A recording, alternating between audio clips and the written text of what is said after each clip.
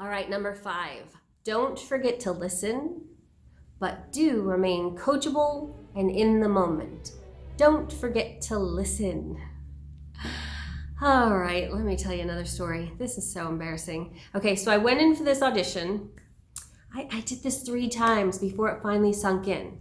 So first I went into this audition, and it was for one of those sort of, I don't know, like you see all these people all the time talking about things in the news, and maybe it's a TV show where there's 2 really cool people and they're telling you what's on, like E and all those things, right? Gossip in the news and talking about celebrities. And they had me in the callback and kept asking me to do something 3 or 4 times. He kept actually giving me a line reading, actually. A line reading is when I tell you to say it like this. I want you to say, "Hi, Miss Donnie, how are you?"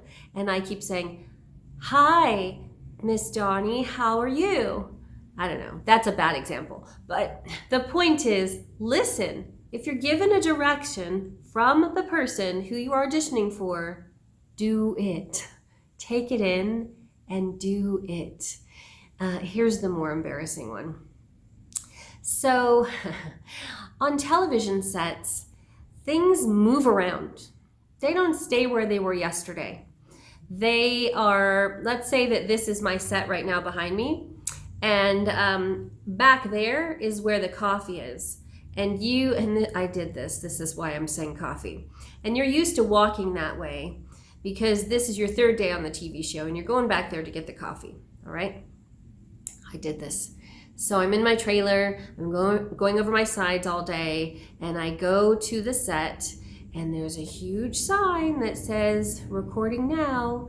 And had I just stopped to hear what was going on and listened, I would have heard that off in the not too far distance was a very quiet scene being done by the star and her granddaughter, and they were talking very softly. I didn't hear it. I came in and I'm just focused on getting my coffee. And I pointed to a guy across the room and I was like, "Yeah."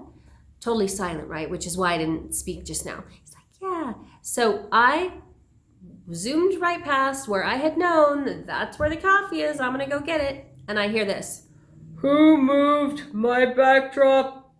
That's the God mic. That's called the God mic. When you hear the microphone from the sky, it was the director.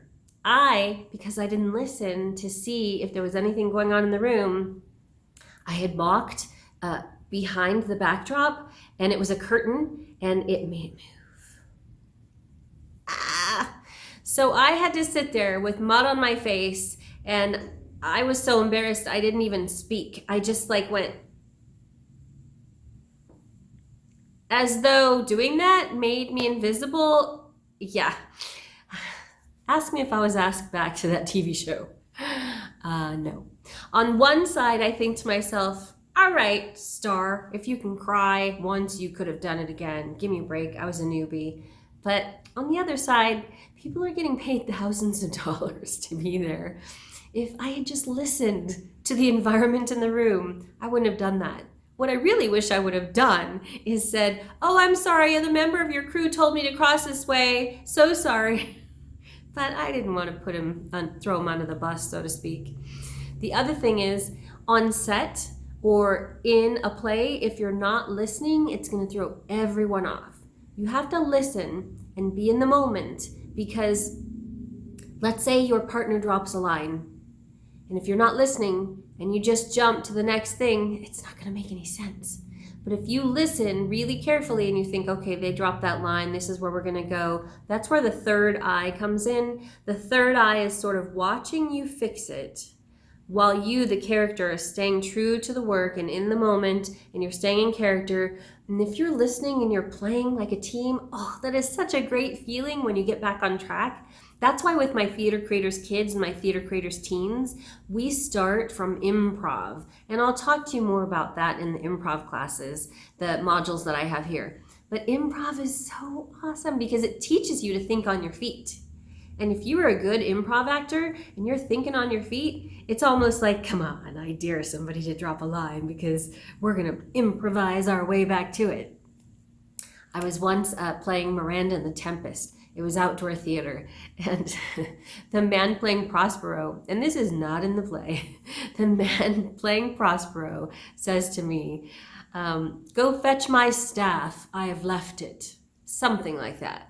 That is not a line from Prospero in The Tempest. The actor had literally left his magic staff, you know, his like cane staff that he carries around. He had left it off stage.